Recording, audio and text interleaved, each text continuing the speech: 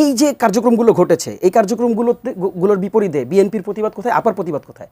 আপা রাস্তায় নেমে জিজ্ঞেস করছেন সরকারের কাছে? জিজ্ঞেস করেন নাই তো, আপা খালি প্রশ্ন করেছেন টকশোতে।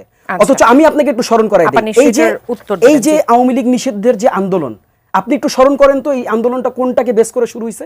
এই আব্দুল হামিদ যে দেশ থেকে চলে গেল, এটাকে কাউন্টার করা, এটার জবাব চাওয়ার ক্ষেত্রেই কিন্তু, জবাব চাওয়া থেকেই কিন্তু এই আন্দোলনের শুরু হয়েছে। কাজেই আপনি যেই বাইনারিতে আমাকে ফেলতেছেন, আপনি যেই প্রশ্ন আমাকে করতেছেন, ওই প্রশ্নে আপনি জর্জরিত, আপনাকে উত্তর দিতে হবে যে আপনি কেন আব্দুল হামিদ পালায় যাওয়ার পর রাস্তা নামেননি। আমরা তো ইন্টারিমের কাছে জবাব চেয়েছি, আমরা তো ইন্টারিমের কাছে আমরা স্লোগান দিয়ে বলেছি যে ইন্টারিমকে এটা জবাব দিতে হবে। ইন্টারিম ইন্টারিম জবাব দিতে আর ঊর্ধ্বের কোনো সরকার না। ইন্টারিম আমাদের কাছে অ্যাকাউন্টেবল।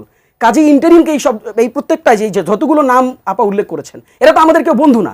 আপাদের বন্ধু হইতে পারে, আমি জানি না, তা আমাদের তো কেউ বন্ধু না। আপা যদি বিএনপিকে রিপ্রেজেন্ট করে থাকেন, তাহলে মির্জা ফখরুল আজকে যেটা বলছেন যে সারা দেশের মানুষ আওয়ামী লীগকে চায় না, তাহলে আমি এই প্রশ্নটা করতে চাই, তাহলে মির্জা ফখরুলকে কোন দেশের মানুষ বলে দিয়ে গেছে যে আওয়ামী লীগকে তারা চায় না? মির্জা ফখরুলের কাছে যেই জনগণগুলো, যেই মানুষগুলো বলে দিয়ে গেছেন, আমাদের কাছেও সেই জনগণ, সেই মানুষরাই বলে